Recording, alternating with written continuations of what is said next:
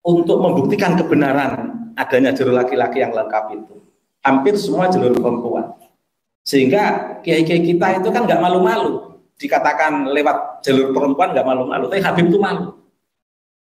Dan yang membuat syarat paling lengkap itu sebenarnya Habib. Untuk mengaku sebagai intisab kepada Nabi, itu harus ada manuskrip 2, harus disumpah, harus ada saksi.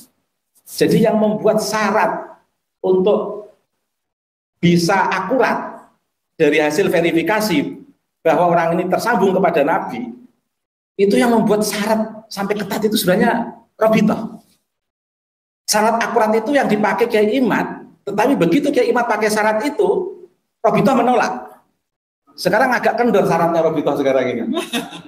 Sehingga Durah Wali Songo bisa gampang aja diakui Habib Ba'alwi asal mau. Bahkan mereka mencari orang-orang yang mau diba'alwikan.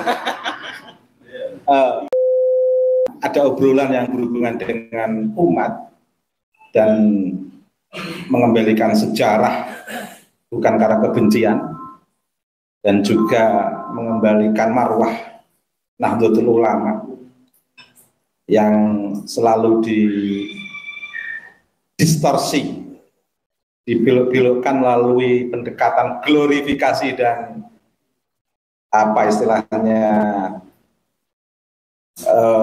selalu dibelokkan dengan mandek-mandek atau ngegul-ngegul atau mengunggul-unggulkan atau mengutamakan kelompok yang notabene harusnya bisa bersimetris dengan kita, bisa berbarengan dengan kita, harmoni dengan kita. Tetapi 10 tahun terakhir sejak menguatnya FPI dan makin parah 5 tahun terakhir, terasa sekali ke arah upaya mandek-mandek ke kelompok sebelah yang dalam konteks ini istilah saya Ba'alwi. Saya menyebut Ba'alwi bukan berarti negatif, tapi untuk mengidentifikasi dialog, bahwa dalam dialog malam ini ada Ba'alwi, ada masyarakat Nusantara yang sebenarnya sangat menghargai Ba'alwi, tetapi karena ada banyak glorifikasi yang lebih didominankan ke kelompok mereka dan sedikit mengurangi marwah dan bahkan sudah cenderung agak merendahkan komunitas pribumi, istilah yang paling mudah untuk saya sebut, bahkan menyebut nama-nama kiai-kiai kita itu dengan istilah yang saya disuruh mengulang aja tidak enak. Oh iya, sangat berlebihan terkait dengan nama-nama hewan dan lain sebagainya. Itu sangat berlebihan menurut saya. Seolah-olah memang inlander kita semua ini berada di kelas kedua, ketiga malah ya. Pertama Eropa, kedua Arab, India, Cina, yang ketiga kita. Betapa mirisnya di suasana kemerdekaan kita diposisikan yang rendah. Dan begitu itu tidak hanya hoax, tapi betul-betul kita temukan pernyataan-pernyataan yang viral bahwa kiai sepintar apapun, santri sealim apapun, jangan ngungguli Habib, jangan setara, apalagi pengen ngungguli, itu jangan sampai. Ini sesuatu yang tentu bertentangan dengan pembebasan dan pencerahan para kiai di lingkungan pesantren atau di lingkungan masyarakat yang sudah menikmati pribumisasi Wali Songo, dan banyak fenomena-fenomena yang kita temukan itu yang begitu miris. Akhirnya secara singkat sebagai mukadimah saya mengetuk saya untuk berpikir ulang. Perasaan saya dari kecil itu dengan HBM itu biasa-biasa saja. Artinya kita menghormati mereka, mereka menghormati saya. Bapak saya ketika punya tamu HBM ya dihormati, kalau ada yang nggak sopan ya dimarahi, biasa-biasa saja. Bahkan di Pondok Kajen itu, saya di pondok di Pak D saya di Badullah Salam itu, ada KPI kadang-kadang juga membuatkan kopi saya, kadang-kadang makan bareng enak. Tapi akhir-akhir ini fenomena kok sudah seperti ini, kok ada perbedaan suasana, kok makin membuat kasta. Ini kan luar biasa. Akhirnya lambat laun kita mencoba merenung, itu pun masih tetap husnudzon. Di tengah husnudzon itu, saya orang pertama yang saya telepon Gus Aziz. Ingat Gus Aziz? Pagi-pagi saya telepon untuk mendiskusikan literatur yang beliau paparkan terkait dengan habaib. Saya belum menemui Kiai Imat itu. Panjang lebar beliau bersedia. Kok masuk akal semua, datanya ada semua, lengkap semua. Akhirnya saya Fatihah. Seperti tradisi pesantren untuk Kiai Mutomakin, setiap Fatihah itu mimpinya ketemu Kiai Imat. Pertama, Fatihah lagi, minggu kedua ke Mbah Mutomakin Kajen, mimpinya ketemu Kiai Imat. Akhirnya saya beranikan, saya nelpon Kiai Imat. Panjang lebar saya diskusi dengan Kiai Imat. Karena kita ini basis pesantren, nggak boleh meninggalkan turos. Basis pesantren itu ya nggak boleh meninggalkan kitab. Kita memang memahami betul bahwa di lingkungan tradisi pesantren itu nasab itu nggak menjadi pelajaran penting dalam agama. Nah, nasab itu untuk keperluan bagi waris, silaturahim keluarga, bahkan di antara warga NU kita semua tidak pernah diwajibkan untuk menghafalkan nama mbah-mbah kita ke atas. Kalau kita ditanya mbahmu namanya siapa, nggak tahu, ya sudah selesai. Wah, dosa kamu karena nggak kenal mbahnya juga enggak. Bahkan ketika ada orang nggak kenal mbahnya terus kita tuduh berarti dia anak zina juga tidak. Karena memang nggak begitu penting. Penting nggak penting istilah saya itu. Tetapi ini nasab kok semakin menjadi-jadi. Bahkan ada pamer buku nasab segala ini luar biasa. Dan dari segi akhlak jauh dari ajaran masyarakat Jawa. Terus mengaku-ngaku Wali Songo Mbah Alwi, itu sampai saya meneliti ada 10 instrumen itu yang Wali Songo itu tidak mengindikasikan Mbah Alwi. Dari sisi jenggotnya, Durah Wali Songo itu enggak kayak jenggotnya para Mbah Alwi. Jadi kalau dikatakan dari Hadromi juga enggak itu. Jadi kalau Samarkandi cocok karakter orang Samarkand dengan orang kita, cocok jenggotnya enggak begitu tebal. Dari sisi core value, nilai-nilai keutamaan yang dibawa oleh para habaib dengan para kiai berbeda. Dari sisi kenasaban, kiai-kiai itu memarahi putra-putranya kalau menanyakan nasabnya itu. Tapi para habaib itu sangat enjoy dan menikmati menampilkan nasab orang tua itu. Tradisi kok jauh berbeda begini. Yang memuncak itu ketika Wali Songo dikatakan nggak punya keturunan. Sementara Kiai Nusantara itu keturunan Wali Songo. Kalau istilah keturunan itu kan baik dari putra maupun putri. Pernah kajian saya dikupas ulang oleh Gus Aziz, kalau putra itu kan nasab, intisab, ilal ab, kalau ibu itu rahim. Hasil dari intisab ab dan rahim ibu lahirlah zuriyah. Nah, kalau alul bait itu kan hanya orang yang dikelilingi selindang Nabi, yaitu Sayyidina Ali, Fatimah, Hasan Husain, dan Nabi, itu alul bait. Tapi glorifikasi para habaib, alul bait itu seolah-olah itu sampai mereka ini. Pertama, alun Nabi, alun Muhammad, itu sebenarnya kan minal ab wal biwasilatil intisab biwasilatil rahmi, itu alu Muhammad dzurriyyah, sehingga seluruh Kiai Nusantara ini lahu nutfah nubuwah lewat perempuan. Bahkan lebih enak lewat perempuan tapi jalurnya lengkap daripada lewat laki-laki 5,5 abad terputus. Lebih enak lewat perempuan, apalagi ini tradisi juga berbeda. Wali Songo itu zuriyahnya itu selalu menghormati perempuan. Doa juga minta ibu, jalur faliasil rahimahu itu kan juga lewat istilah rahim ibu. Jadi zuriyah Wali Songo itu sangat menghormati perempuan. Para kiai itu sangat menghormati perempuan. Jalur doa dan bahkan secara ilmiah itu juga jalur perempuan itulah yang membuat anak bisa kuat. Dan dari jalur perempuan itu yang menghasilkan banyak para ulama. Lah, ini tapi diabaikan oleh Mbak Alwi. Kok berbeda? Kalau Mbak Alwi mengambil sisi jalur laki-laki, kalau para Wali Songo dan zuriyahnya melalui jalur perempuan. Dan tradisi Nusantara kita ini juga jalur perempuan. Nah, yang menurunkan raja-raja Jawa ini kan dilihat dari sosok perempuan yang luar biasa. Tradisinya sudah sangat berbeda. Dan memang nyari jalur laki-laki sampai kepada Nabi itu ya sulitnya luar biasa.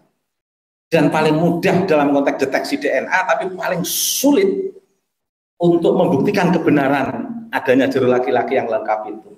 Hampir semua jalur perempuan. Sehingga kiai-kiai kita itu kan nggak malu-malu. Dikatakan lewat jalur perempuan nggak malu-malu, tapi Habib itu malu. Dan yang membuat syarat paling lengkap itu sebenarnya Habib. Untuk mengaku sebagai intisab kepada Nabi, itu harus ada manuskrip 2, harus disumpah, harus ada saksi. Jadi yang membuat syarat untuk bisa akurat dari hasil verifikasi bahwa orang ini tersambung kepada Nabi, itu yang membuat syarat sampai ketat itu sebenarnya Robitoh. Syarat akurat itu yang dipakai Kiai Imad, tetapi begitu Kiai Imad pakai syarat itu, Robitoh menolak. Sekarang agak kendor syaratnya Robitoh sekarang ini. Sehingga Zuriyah Wali Songo bisa gampang aja diakui Habib Ba'alwi asal mau. Bahkan mereka mencari orang-orang yang mau diba'alwikan. Sehingga ada beberapa dan lain sebagainya itu. Dan itu sangat berbeda dengan tradisi Wali Songo, berbeda sekali. Kemudian Hasanah Atros juga berbeda. Dari itu saya tetap masih husnudzon itu. Tapi kemudian mencoba ikut melihat perkembangan dan menghayati. Bahkan saya di satu sisi membenarkan tesis Kiai Imad, satu sisi harus husnudzon. Itu dapat gugatan dari beberapa orang. Tapi akhirnya total memang tesis Kiai Imad harus diakui kebenarannya. Tapi ada yang tanya, kemarin saya baru, kan di Rembang itu wonten tradisi sarapan bareng. Nggak usah ada diskusi, pokoknya sarapan bareng keliling gantian begitu. Kadang di rumah saya, kadang di beberapa pengurus PCNU Rembang. Saya nggak jadi pengurus, tapi mungkin karena putranya sesepuh mereka sehingga ikut tercatat untuk dibuat sarapan bareng. Hari Ahad kemarin ada yang tanya kepada saya, Gus, kalau nanti Mbak Ali punya data sampai orang malu. Tidak, sampai detik ini saya pengen membantu Mbak Ali untuk mendapatkan data bahwa mereka itu intisab kepada Nabi. Kalau ada data, saya senang.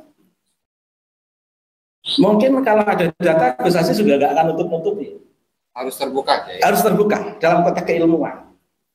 Bahkan, mohon maaf, ada orang yang membela Mbak Alwi, nggak usah saya sebutkan namanya, yang merepresentasikan Mbak Alwi ketika podcast, ketika tampil itu, orang yang paling pinter pembela Mbak Alwi, saya nggak perlu menyebutkan namanya. Itu betul-betul tanya kepada saya, gimana Kiai pertahankan kan, untuk membantu Mbak Alwi mencarikan data. Saya objektif betul. Karena dalam posisi apapun, sisi emosional dalam konteks suasana tersinggung, Wali Songo direndahkan, Kiai direndahkan, Nun Sewu, Syekh Abdul Qadir Jilani seolah-olah juga direndahkan. Itu secara emosional saya. Tapi kan saya dosen Wali Songo. Jadi ada nuansa akademiknya saya. Saya nggak boleh emosi total. Sehingga upaya saya juga untuk membantu mencarikan data Mbak Alwi, itu sisi akademik saya dari Wali Songo. Sehingga betul-betul nilai-nilai akademik itu nampak di sana. Sehingga suatu ketika kalau ada data Ba'alwi, kalau mereka punya data 5,5 abad itu bersambung kepada Nabi, saya akan menerima. Jadi saya tidak emosional, tidak. Mungkin Gus Aziz, apalagi Gus Aziz ini diam-diam ingin membela Ba'alwi secara pelan-pelan. Tapi secara permukaan betul-betul menampakkan konfrontatifnya terhadap Ba'alwi. Tapi dari hati nurani, wong beliau itu alumni santri Dalwa di pesantren Pasuruan para habaib, dan beliau juga alumni Yaman. Diam-diam juga pengen mencari data yang menyambungkan intisab Ba'alwi ila Ahmad al-Muhajir menurut istilah mereka sampai kepada Rasulullah. Diam-diam, tapi sampai sekarang belum dapat. Ya gimana lagi? Tapi saya berdoa semoga dapat, Gus. Betul. Betul, saya semoga dapat. Karena ini nuansa akademik saya nampak dalam konteks ini. Tapi dari sisi emosional saya berdoa semoga tidak dapat. Jadi saya itu juga satu kaki saya sebagai akademisi, satu kaki saya sebagai pengasuh pesantren yang notabene itu suasananya tidak nyaman, marwah Wali Songo direndahkan, Syekh Abdul Qadir Jilani direndahkan, dan para kiai-kiai juga direndahkan, dan masyarakat pribumi disebut sebagai akhwal, sebagai kelas ketiga. Ini kan secara emosional betul-betul jengkel saya.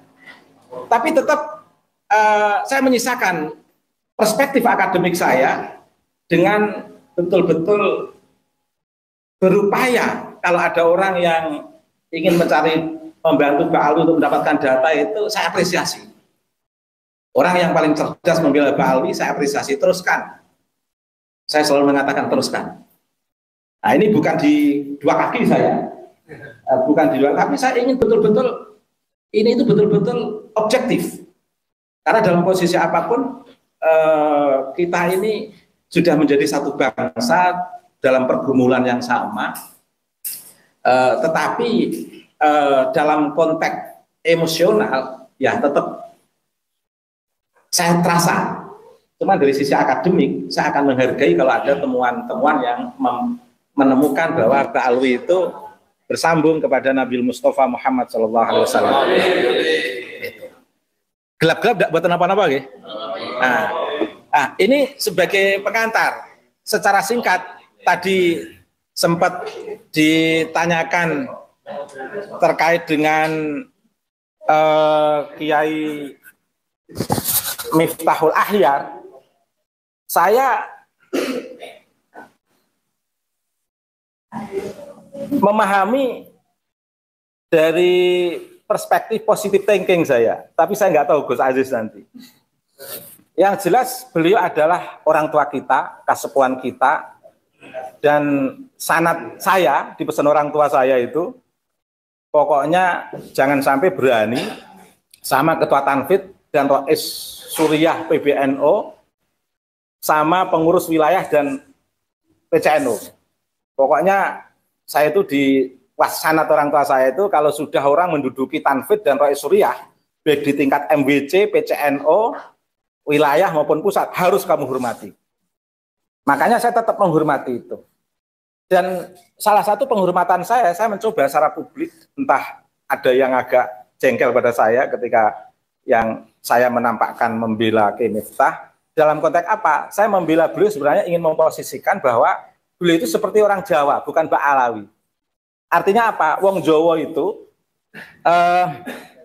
orang Jawa itu kalau sama anak berkelahi sama tetangga yang bijak itu pasti membela tetangga, anaknya yang dimarahi.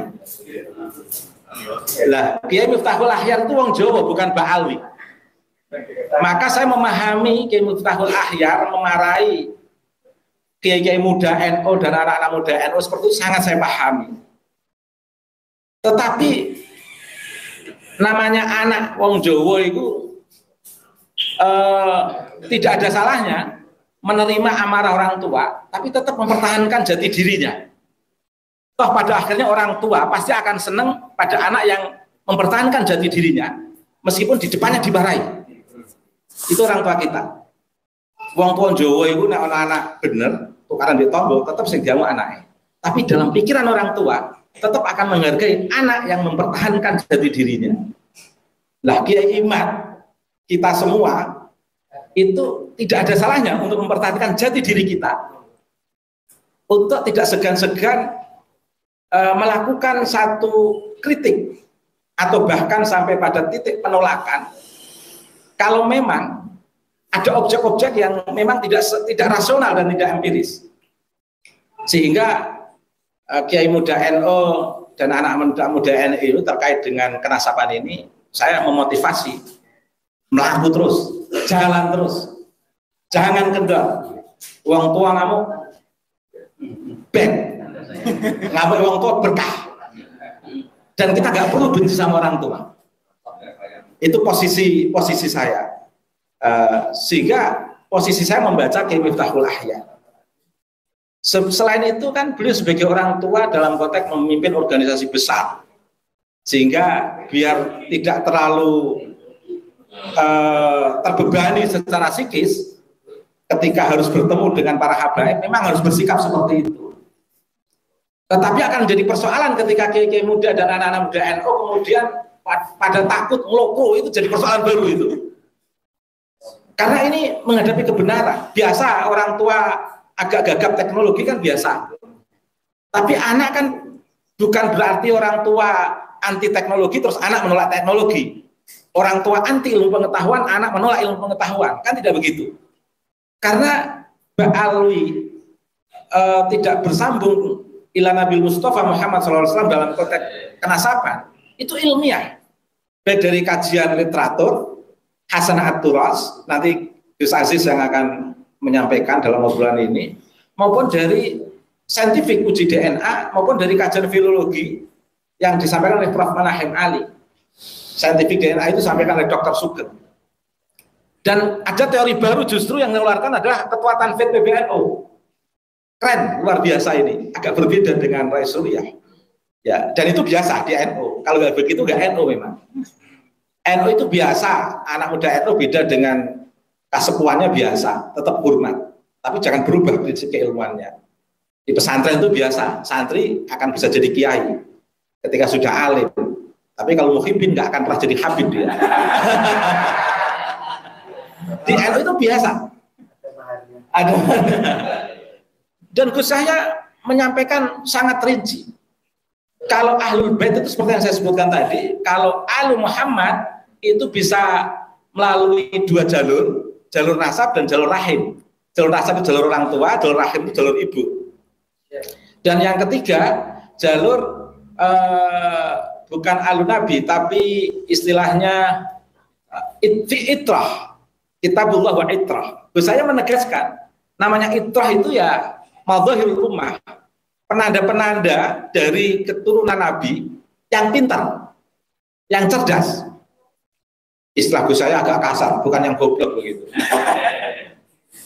Jadi kalau tapi kan selama ini menjadi persoalan besar ketika bahas Ahlul Bait, ya Habib. Ketika bahas Alu Muhammad, ya Habib. Ketika membahas Zuriyah, ya Habib. Ketika membahas Fitrah, juga Habib. Semuanya serba Habib semua. Padahal Gus saya tidak. Makanya keren. Gus saya bisa menerjemahkan Ahlul Bait dalam konteks 5 orang tadi, bukan Habib. Bisa menerjemahkan Alu Muhammad dalam arti keluarga Nabi dari Sayyidah Hamzah, terus Bani Hashim, Bani Abdul Muttalib, itu Alu Muhammad. Kalau dzurriyyah, maaf ya, yang dzurriyyah itu lewat rahim dan lewat intisab, lahu nutfah. Sehingga seluruh kiai ini dzurriyyah Nabi, lahu nutfah.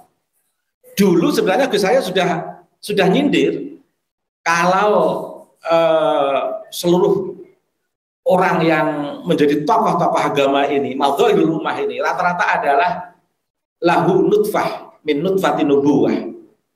Tapi Habib-Habib GR dikira itu untuk Habib, karena mereka nggak paham-paham. Makanya Gus saya memperkuatkan sekarang ini yang disebut dzurriyah lahu nutfah itu ya para kiai-kiai itu. Malah dalam konteks pembahasan itu Gus saya tidak menyebut Habib sama sekali. Lah yang itrah itu keturunan Nabi yang memang pintar, bil ilmi wa tuqa. Ini keren, berarti sudah ada 4 kekuatan: kajian literatur, uji saintifik tes DNA, kajian filologi, kajian Gus Yahya ini. Sebenarnya ini sudah lama kita dengar dalam tradisi pesantren, tapi kalau yang mengungkapkan Ketua Tanfidz PBNU kan jadi booming begitu. Dan yang kelima, ini yang menjadi ikon apa yang saya sampaikan di beberapa kesempatan, yaitu adanya hegemoni dan relasi kuasa yang tidak seimbang yang diciptakan oleh para habaib, sehingga tambah seger kalau diolah dengan adonan hegemonik dan relasi kuasa ini.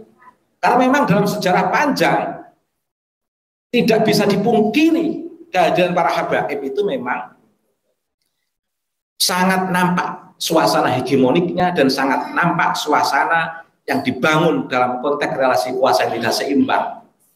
Dan itu sudah ditanam sejak kolonial sebenarnya, dan sampai sekarang masih bisa kita rasakan. Itu hal-hal mendasar sebagai pengantar diskusi ini yang nanti bisa kita obrolkan.